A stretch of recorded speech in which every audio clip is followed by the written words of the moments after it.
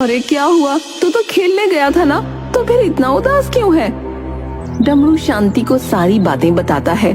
हाँ तो सही तो कहते हैं तेरे दोस्त। वैसे भी तेरे डरपोक होने के किस्से तो पूरे गांव भर में मशहूर है। अगर डरपोकों की प्रतियोगिता हो ना तो तू उसमें पहले स्थान पर आएगा। तुम सब देखना, एक दिन मैं इतना ताकतवर हो जाऊंगा कि तुम सबको ऐसे ही फेंक दूंगा। हाँ हाँ ठीक है, अभी तो तू जा और कुएं से मटका भर कर ले आ। तेरे बापू आते ही होंगे। माँ, इस मटके का साइज तो देखो और मेरी हालत देखो, मैं इसे कैसे उठाऊंगा? अच्छा बेटा, अभी तो सबको ठोक कर फेंकने की बात कर रहा था और अब इस मटके को नहीं उठा पाएगा। अब बातें मत बना और अब जल्दी से जा। डमरू मटका लेकर चला जाता है। इतने में ही डमरू का पिता महेश वहाँ पहुँच जाता है। अरे क्या हुआ? आप इतने परेशान क्यों हैं? अरे परेशान ना हो तो क्या करूं बताओ। फसल अच्छी ना होने की वजह से जो पिछले महीने सेठ जी से उधारी ली थी वो उन्होंने 4 दिनों में जमा करने के लिए कहा है। पर उन्होंने तो 1 साल का वक्त दिया था ना। हाँ, लेकिन अब वो अपनी बात से मुकर रहे हैं। तो किसी ने कुछ ना कहा? अरे सभी लोगों की बहुत बहस हुई उनसे, लेकिन क्या करें, पैसे के आगे कोई किसी की सुनता है भला। हाँ बात तो आप सही कह रहे हो, लेकिन आप क्या करें? बस वही सोच सोच कर पहले दिमाग खराब हो रहा है। एक काम क्यों नहीं करते, शहर में बड़े भैया से कुछ पैसे ले आओ।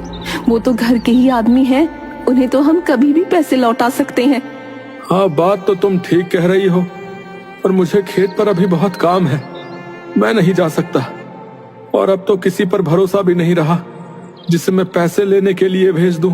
तो डमरू को भेज दो, अब तो वो बड़ा भी हो गया है। महेश कुछ देर तक सोचता है, तभी बाहर से मटका टूटने की आवाज आती है। शांति और महेश दोनों बाहर जाते हैं तो देखते हैं कि डमरू पूरा भीगा हुआ था और मटका भी पूरा जमीन पर गिरकर टूट चुका था। अरे ये मटका कैसे टूटा रे? वो मैं मटका लेकर आ रहा था और अचानक से तेज हवा चलने लग गई और ऊपर से मटका भी इतना भारी था तो मुझसे मटका नीचे गिर गया। अरे नालायक, घर का सबसे छोटा मटका भरकर लाने के लिए कहा था तुझे, लेकिन तुझसे वो भी ना हुआ तो किसी काम का नहीं है। तू नालायक का नालायक ही रहेगा। चल अब अंदर जा और कपड़े बदल ले। अरे क्या अभी भी तुम्हें लगता है कि मुझे डमरू को शहर भेजना चाहिए है? हाँ, अब तो डमरू का शहर जाना और भी जरूरी है, क्योंकि आपको तो पता ही है कि वो कितना डरपोक है। अगर हम उसे ऐसे ही घर पर रखेंगे तो वो कभी भी निडर नहीं बन पाएगा।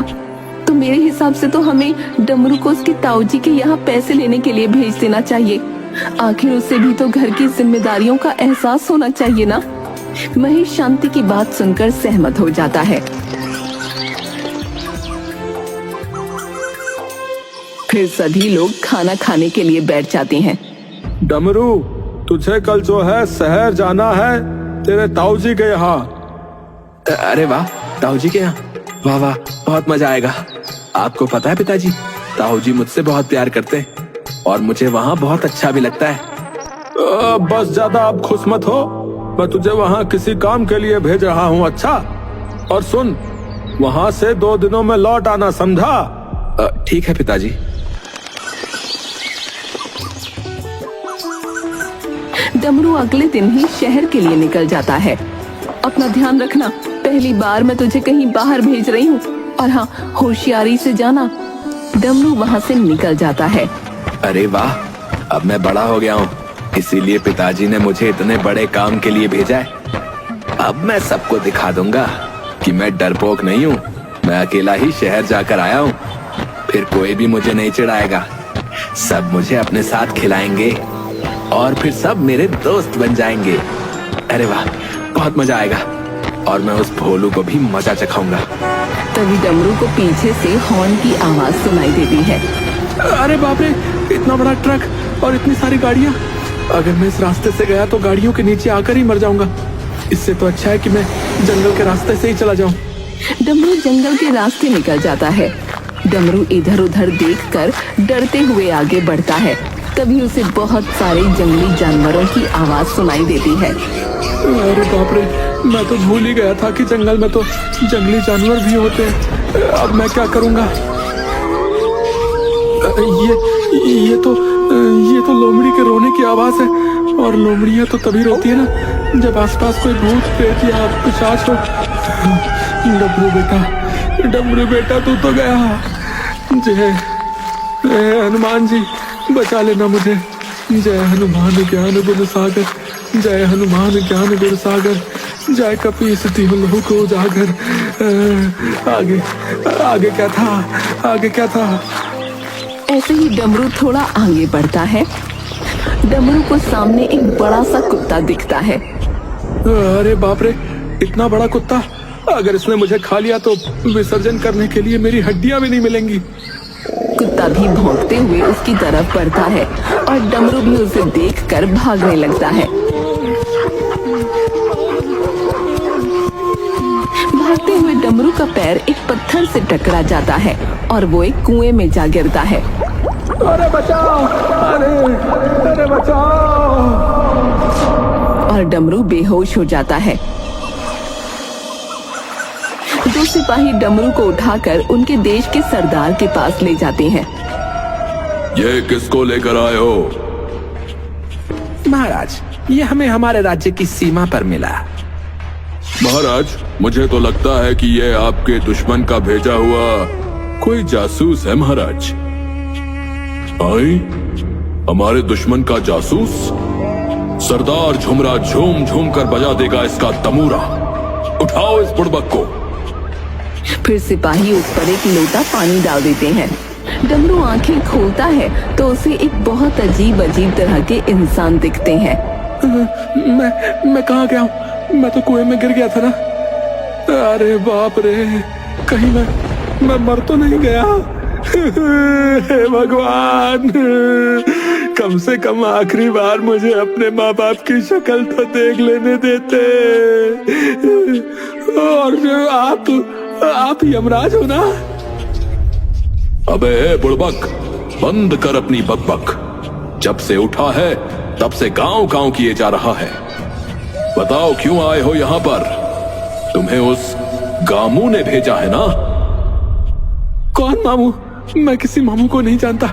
वो तो मेरे पीछे कुत्ता पड़ गया था और मेरा पैर पत्थर से टकरा गया तो मैं कुएं में गिर गया। मतलब तुम इंसान हो? और सभी लोग खुश हो जाते हैं। इंसान? तुम सब कौन से प्राणी हो भैया? हम सब आदिवासी हैं और ये हैं हमारे महाराज सरदार झमूरा। लेकिन तुम सभी तो इंसान ही लग रहे हो यार। इंसान जैसे दिखाई देते हैं, लेकिन हम दूसरी प्रजाति के लोग हैं। हमारे राज्य में इंसान असंभव। पहली बार हमारे राज्य में कोई इंसान आया है। बड़ी विचित्र जगह है। वैसे ये मामू कौन है? मामू नहीं, गामू। गामू एक राक्षस है जो हमारी प्रजाति को खत्म करना चाहता है। हाँ, उसने हमारा जीना दुश्वार किया है। वो हमारे बच्चों को ले जाकर खा जाता है। क्या? तो फिर उसे कोई मारता क्यों नहीं? हम उसे मारना तो चाहते हैं, लेकिन वो सिर्फ काली माँ की इस दिव्य तलवार से ही मर सकता है। निकालो तलवार और मार डालो उसे। निकाल सकते तो मैं उसे कब का खत्म कर देता, लेकिन उसने देवी माँ की तपस्या करके हमारी शक्तियां छीन ली और ये तलवार जमीन में गाड़ दी और माँ से वरदान मांगा कि कोई इंसान ही उस तलवार को निकाल सकता है और उसे मार सकता है। पर उसने हमारे राज्य के आसपास ऐसा घेरा बना दिया था कि कोई भी इंसान उसे पार नहीं कर पाया था। पर आज तुम न जाने कैसे यहाँ पर पहुंच गए। भैया, आप हमें बचा सकते हैं। क्या आप हमारी मदद करेंगे? और सभी लोग डमरू के आगे घुटनों के बल बैठ जाते हैं। हाँ हाँ, बचा लो हमें। अरे नहीं, पागल हो गए सब के सब तुम है? तुम्हारी जान बचाने के चक्कर में मैं बलि का बकरा नहीं बनने वाला। हाँ, वैसे भी मैं तो एक छिपकली को भी नहीं भगा सकता, तो उस राक्षस का सामना कैसे करूंगा? ना बाबा ना, मुझसे ये सब नहीं हो पाएगा। और वैसे भी मैं उसे कैसे मार सकता हूँ? मैं तो इतना कमजोर हूँ। देखो मैं कितना कमजोर हूँ। लेकिन इंसान तो हो, तुम हमारी पहली और आखिरी उम्मीद हो। मैं तुम्हारे हाथ जोड़ता हूं, मान जाओ। अगर तुम हमें बचा लोगे तो मैं तुम्हें ताकतवर बना सकता हूं। ठीक है, लेकिन तुम पहले मुझे ताकतवर बनाओ। सरदार उसके सिपाही की तरफ इशारा करता है।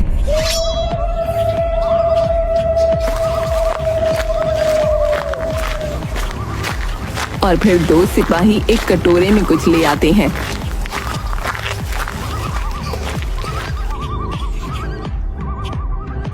डम डम डम डम, चम चम चम चम, कर दे रहम हम पर थोड़ा, बना दे इस कमजोर को तगड़ा। ये लो, पी लो इसे।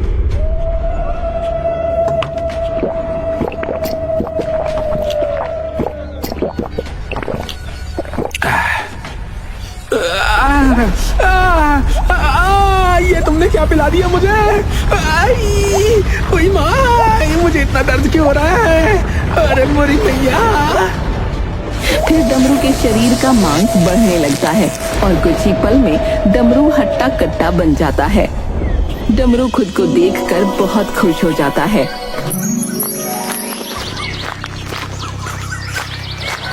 डमरू देवी माँ के पास जाकर हाथ जोड़ता है और देवी माँ के सामने एक तलवार पत्थर में अंदर जमी हुई थी, उसे निकाल लेता है। तभी एक सिपाही घबराते हुए वहाँ पहुँच जाता है।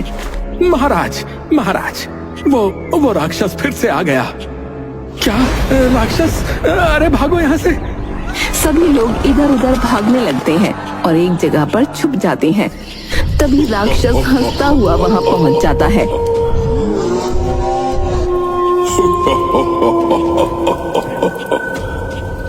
जाओ, मार डालो उस राक्षस को। तेरे की मेरी मती मारी गई है क्या भाई? हैं? तुम उस राक्षस को तो देखो पहले, कितना डरावना और बड़ा है। अरे बाप रे, वो मुझे एक ही पल में मसल देगा ऐसे। हट, डरपोक कहीं का। मैं डरपोक नहीं हूँ, समझे? और उस राक्षस के सामने जाकर खड़ा हो जाता है। डमरू के हाथ में दिव्य तलवार देख राक्षस चौंक जाता है। तुम यहाँ कैसे आए और ये तलवार कैसे निकाली? असंभव। तो जैसे राक्षस को खत्म करने के लिए ही देवी माँ ने मुझे यहाँ पर भेजा है।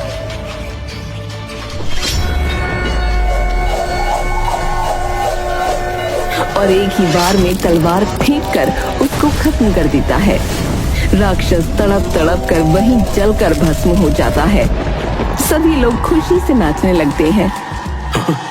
तुमने हमारी जान बचाई है।